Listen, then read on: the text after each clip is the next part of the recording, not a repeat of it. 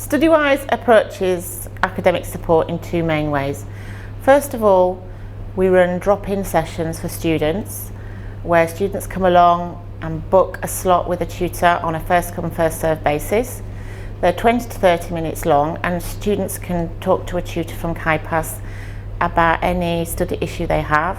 It could be writing skills, language skills, or any assessment issues they're having. Secondly, we work with course teams to develop subject-specific academic support which is embedded into modules. Each school in the faculty has a member of staff in CAIPAS who they will liaise with to devise a support programme for their course. The massive advantage is that the more you work with that course tutor in that course, you get to understand what they're doing, what they are supposed to be kind of aiming for, and you learn a lot about the content. So that kind of line between support and content starts to blur, and they see it just as support. They don't see you as somebody outside, they see you as the teacher who helps with the support, and you become an integral part of that course. Of course, I had been taught English for many years, but it was very different. The kind of English and the terminology that we must have for university essays is really different than the kind of English I had been taught. So it's really good that we have this class every week, and for me as an international student is even better that we do have some language support sessions specifically for international students. CAIPAS has been really important because it's embedded a sense of what it is to be an undergraduate, and that is really, really important, something that lasts well beyond, of course, one module. It would last them right the way through their undergraduate studies.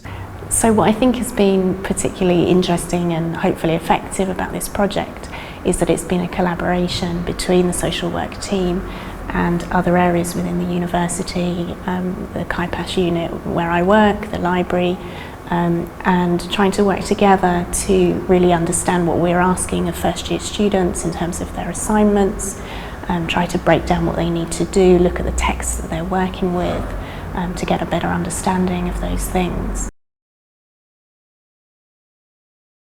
I think students often have trouble understanding the question brief, so what they've been asked to do. And that's not to say that tutors don't explain it or it's not in module handbooks, but it's just sometimes, I think, understanding the particular academic language used in the questions, or perhaps some of the question words that are commonly found in questions, are quite difficult for students to understand.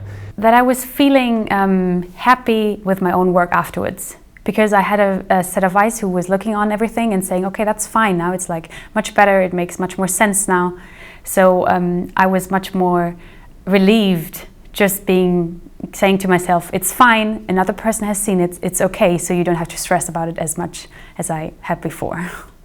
I think it is necessary for the student because not everyone comes from school or maybe A-levels or B-Tech straight into university. For someone like myself, studying was not something I had anticipated to do straight away because I've been working for almost 16 years, and coming back into university, it's just been kind of hard work. So I would say it is really, it is beneficial. It's been beneficial to me as a person, and I'm sure it will be beneficial to many other students. It's very important because students need feedback on their assignments. They don't necessarily get it from the lecturers until they hand in their final draft. And I think that it is important that students know that they're on the right track, because at uni there can be a lack of communication, and sometimes students worry that their work isn't up to a certain standard. I think it's beneficial for students, particularly if they've got doubts before submitting an assignment or at the preparation stage, ideally earlier than submission, just to talk through where they are, and actually through that conversation just clarify in their own mind what they're doing rather than be told by the tutor. We wouldn't really advise them, you should do it like this, but through that conversation to get it clear in their own mind what they want to say and how they want to say it. In 7 months, we've had over 600 student visits to CAIPAS for one-to-one drop-in support.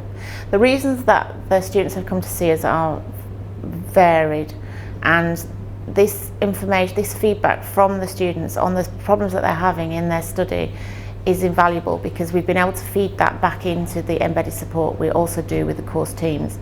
In a traditional setup in a university where the support is centralised, this invaluable feedback would have been lost.